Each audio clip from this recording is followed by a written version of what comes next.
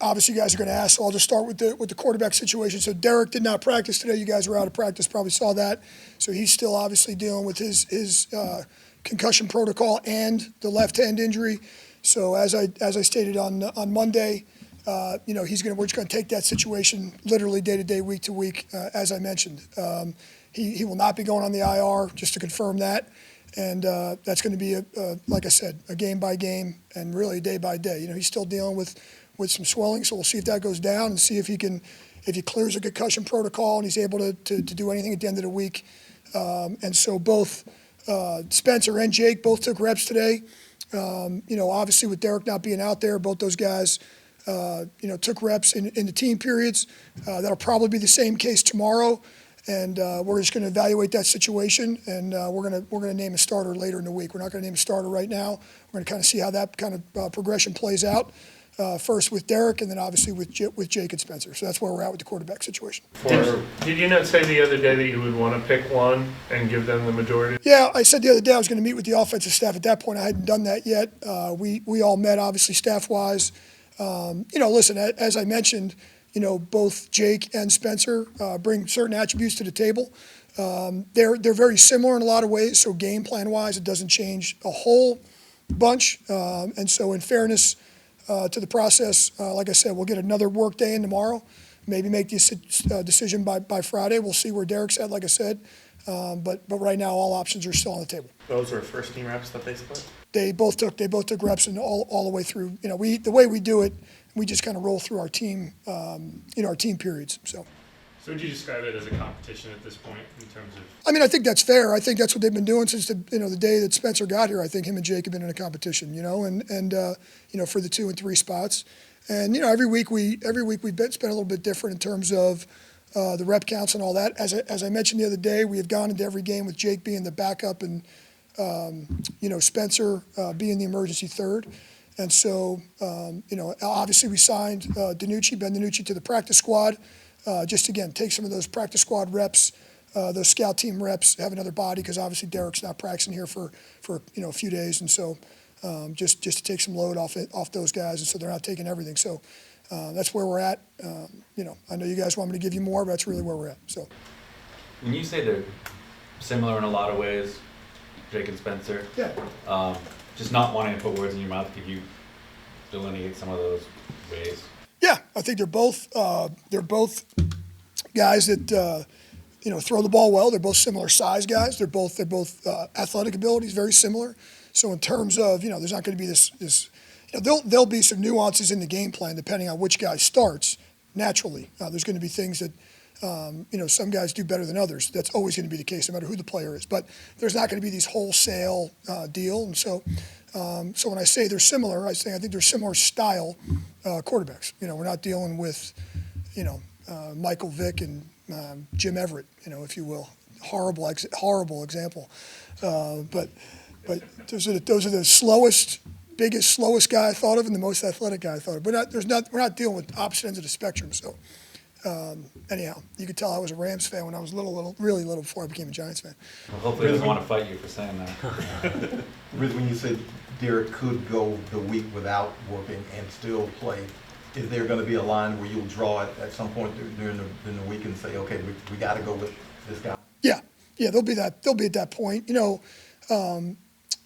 going to have to, obviously, if Derek were to even have a chance, he'd obviously have to get into some walkthroughs and things like that. I think. I don't know if he'd take there's going to be a situation where he would take a whole lot of full speed reps. I don't see that the way that the concussion protocol works out and the way we practice. That wouldn't happen. So he'd have to get in there and get some walkthrough stuff. He wouldn't just show up on Sunday, cold, and he would have to go through some stuff. So again, we'll see where he's at tomorrow, and then Friday and Saturday, and by the end of the week, if he's not able to get any reps in any form or fashion, then obviously we'll go with one of the other guys. How has he progressed in concussion protocol, Derek? He's so far no setbacks, so that part's been a positive. He's obviously had to complete the first step Tuesday, second step today, and so hopefully there's a whole progression there.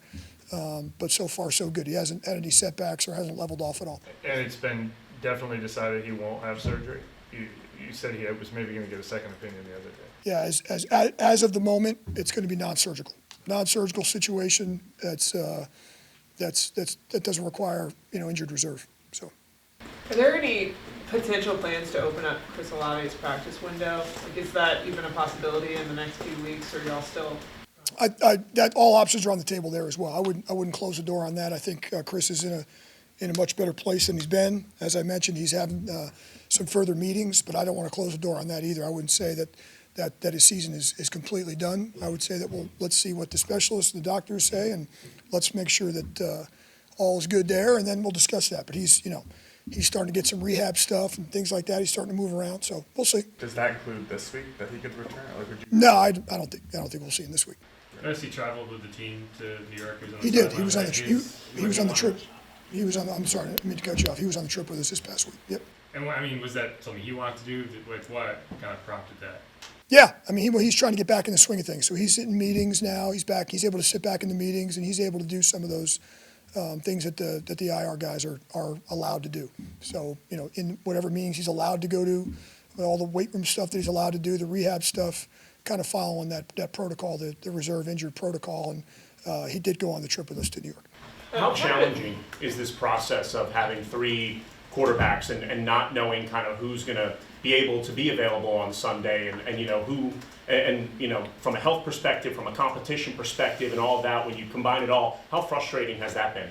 I don't think it's frustrating because I think Jake and Spencer in their own right have prepared for this moment, and no different than the last go around when Derek missed some time with an injury. Those guys stay ultimately prepared.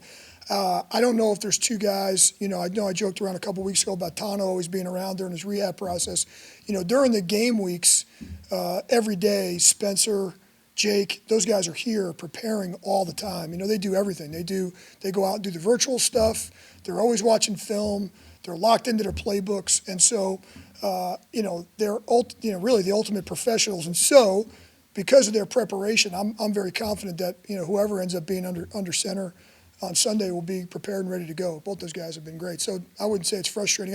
I'm frustrated for Derek that he's got to deal with these injuries. That's the frustrating part. But as far as the other 2 guys, I know that they're professionals and they're well prepared. Is Chris still in concussion protocol?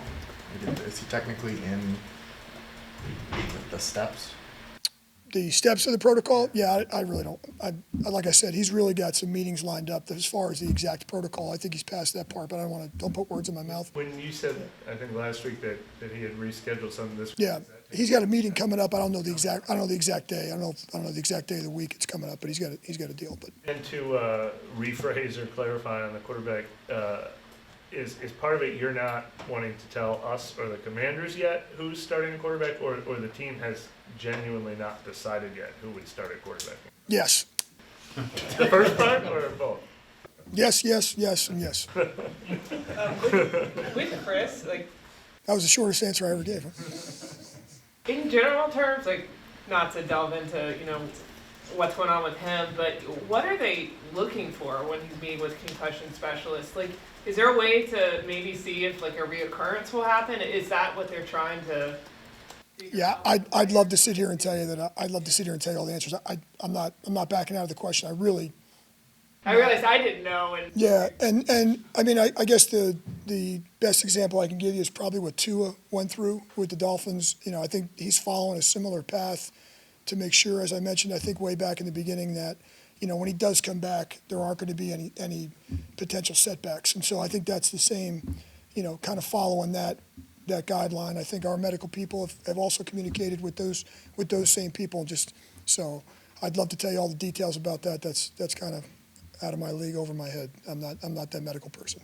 Darren, staying on the Alvin today. quarterback theme, what have you seen from Jayden Daniels and just his rookie season of how he's been able to handle everything running that offense for the Commanders?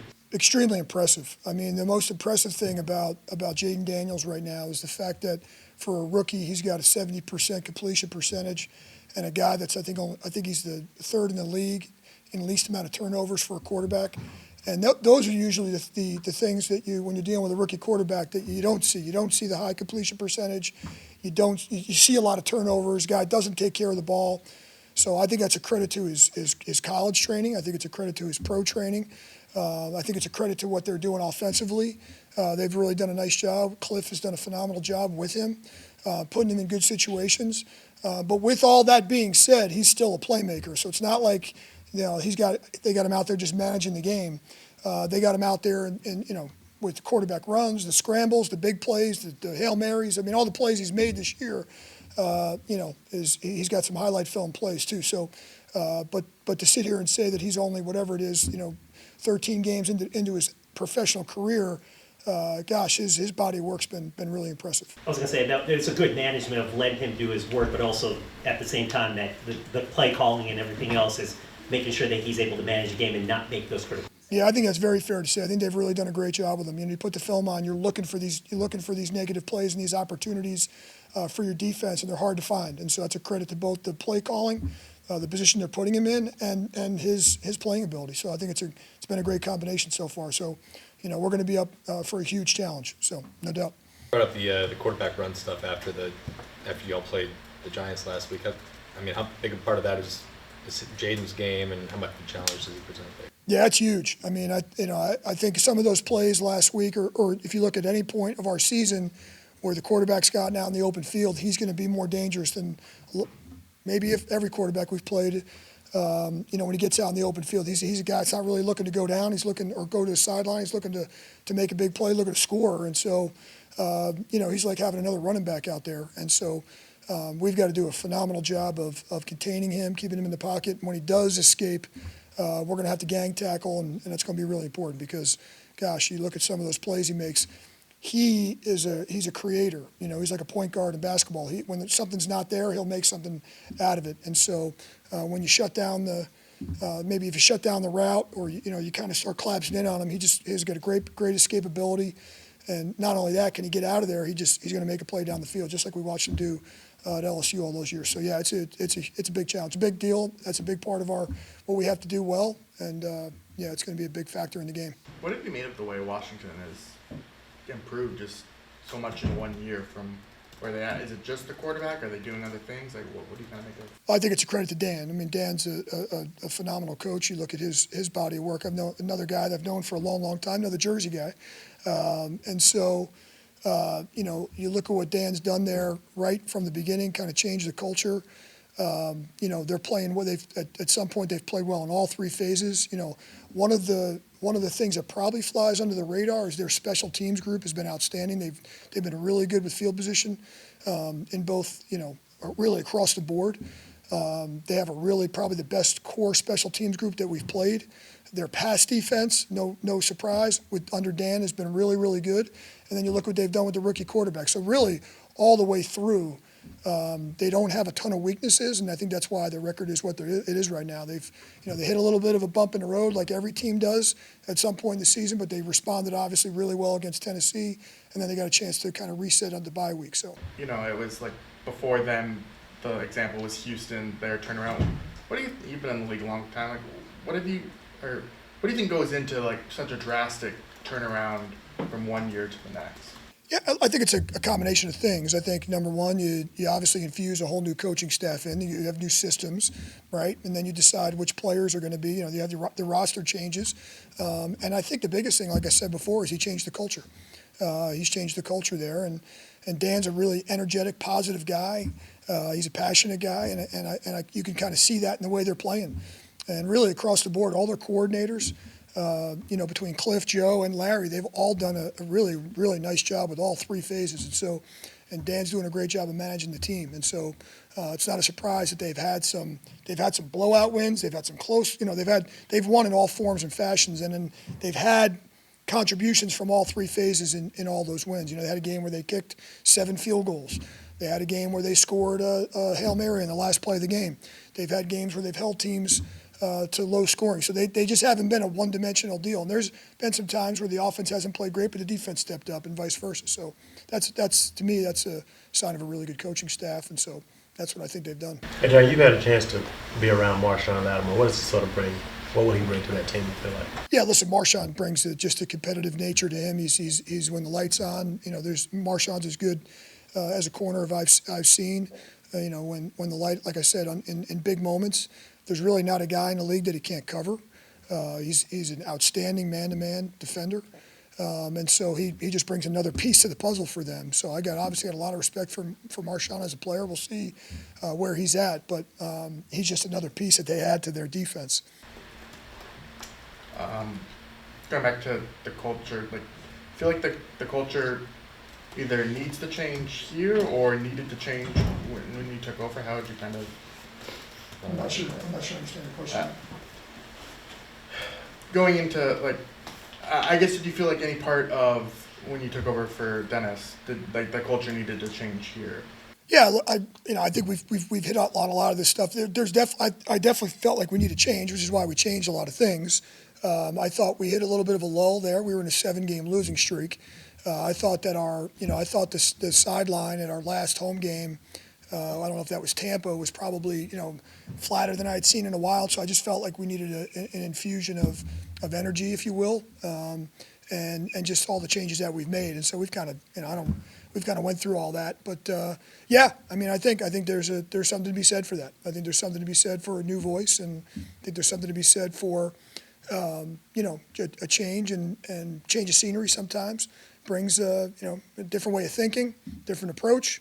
And so, you mentioned Houston, you mentioned Washington, 2 great examples.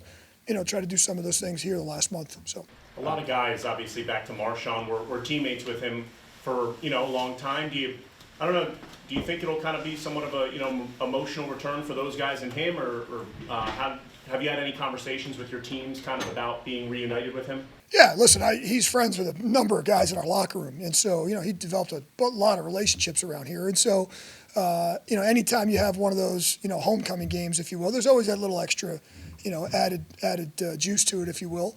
I know that when the 3+ hours of that game, Marshon's going to be as competitive as anybody, but at the same time, like I said, he's friends with a lot of those guys in the locker room. They hang out, in the off season, and so there'll be that little bit of ribbing going on and that little bit of, talk, if you will. But at the end of the day, it's all about execution and going out. But yeah, there'll certainly be some of that. I know there'll be a lot of pregame hype and all that. So if he plays, I'm sure there'll be some yapping going on for sure. What do you make of the? What do you make of the season Chase Young's having?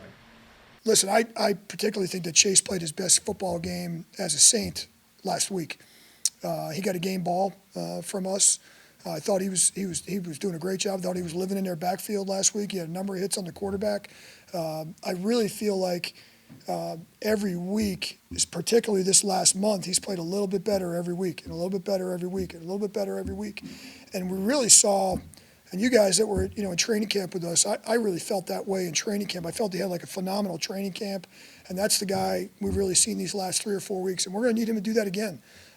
When he's making plays, our defense is better. And so credit to Chase, because he hasn't just kind of, showed up every week, and it's not a status quo with him. He's a guy that works at it. He studies his opponent. And so, yeah, like I said, I made that announcement the other day when we handed out his game ball. I felt like he played his best game for us this year, last week. Can you say why Alvin wasn't in practice today? I'm sorry? Why Alvin Kamara? Yeah, Alvin's just dealing with an illness. Yeah, he's going to be fine. We just really precautionary there. We just wanted just in case he was contagious or anything, keep him out of the building. He'll be fine. I think Alvin will hopefully be back tomorrow. We'll see what happens. And you and Dan were coming up from Jersey about the same time. Did you guys ever show up? Yeah, we have a lot of mutual friends. Dan was a coach at Hofstra with a lot of guys. That Hofstra staff, if I'm not mistaken, Joe Woods was on that staff. Raheem Morris was on that staff. Kyle Flood, the offense coordinator at Texas, was on that staff. Another guy I worked with. And so Dan Quinn and I had a lot of mutual coaches that we knew, a lot of mutual friends, ironically, that we knew. And so we just always kind of, we never worked together, but always kind of went against each other. We both kind of came up through the lower levels of the Northeast college football, so we always kind of knew each other. And so. But Morristown and Bergen never played each other. No, we never. Did he go to Morristown? I thought he went to Balliol or whatever. Wherever he's from, we never did battle, because he would have lost to Bergen Catholic if he did. But that's all right. Does it seem like pure coincidence that Marshon's going to make his debut for against? Listen, there's certainly some irony to it. I'd stand here and lie to you if I said there's definitely not some irony, because we traded him, it seems like a long time ago, and then all of a sudden, it seems like he might have been back last week if they didn't have a bye, but it just so happens, right, happenstance that it's against us. So all good, all good. It's all part of the game. But you haven't actually seen how he plays in their defense. Is that less than ideal, or does it not really? Do you know him so? Well, the style of player we certainly know. We got a really good idea of the style of player he is, how he actually fits in. I don't think they're going to make any wholesale changes to their defense, but how he fits in, whether and where he plays, what side, travel, all that stuff. We'll kind of see how they play it out. All right, guys. Appreciate you guys.